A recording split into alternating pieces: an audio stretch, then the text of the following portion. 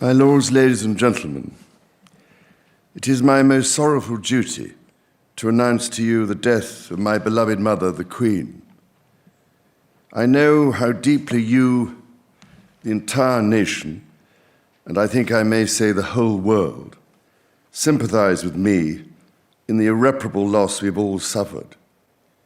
It is the greatest consolation to me to know of the sympathy expressed by so many to my sister and brothers, and that such overwhelming affection and support should be extended to our whole family in our loss. To all of us as a family, as to this kingdom and the wider family of nations of which it is a part, my mother gave an example of lifelong love and of selfless service. My mother's reign was unequaled in its duration, its dedication, and its devotion. Even as we grieve, we give thanks for this most faithful life. I am deeply aware of this great inheritance and of the duties and heavy responsibilities of sovereignty which have now passed to me. In taking up these responsibilities, I shall strive to follow the inspiring example I have been set in upholding constitutional government and to seek the peace, harmony, and prosperity of the peoples of these islands and of the Commonwealth realms and territories throughout the world. In this purpose, I know that I shall be upheld by the affection and loyalty of the peoples whose sovereign I have been called upon to be, and that in the discharge of these duties, I will be guided by the counsel of their elected parliaments. In all this, I am profoundly encouraged by the constant support of my beloved wife.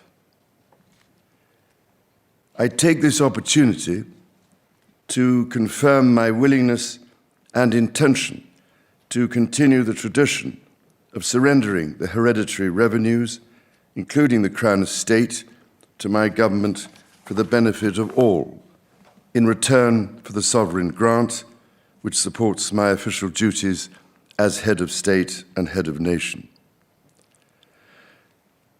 And in carrying out the heavy task that has been laid upon me, and to which I now dedicate what remains to me of my life, I pray for the guidance and help of Almighty God. I have with humble duty to crave your Majesty's permission for the publication of your gracious speech. Approved. Concerning the security of the Church of Scotland.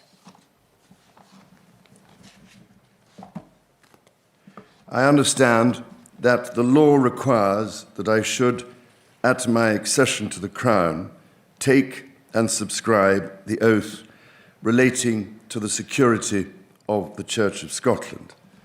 I am ready to do so at this first opportunity.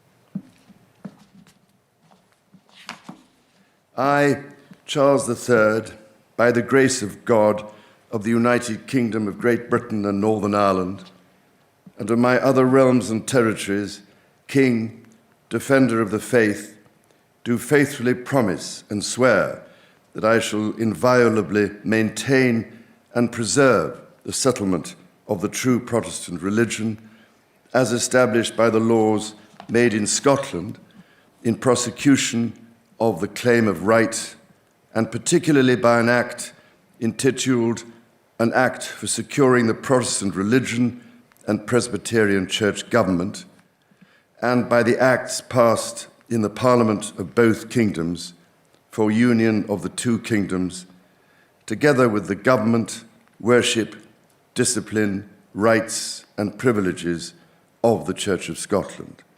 So help me God.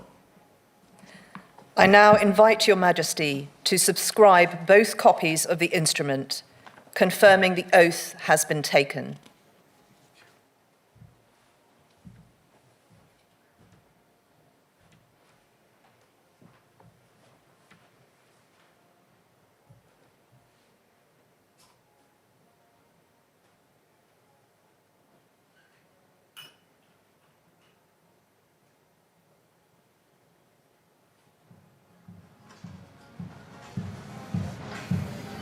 And there is a king signing, gentlemen, the proclamation that makes him king now, as we listen to the royal band behind us, as a matter of fact. Yeah, the band's heading up towards St James's, which is very close to us, I believe, for the formal proclamation to the public that will be made by the Garter King of Arms, accompanied by the Earl Marshal. That's a very deep ceremonial moment.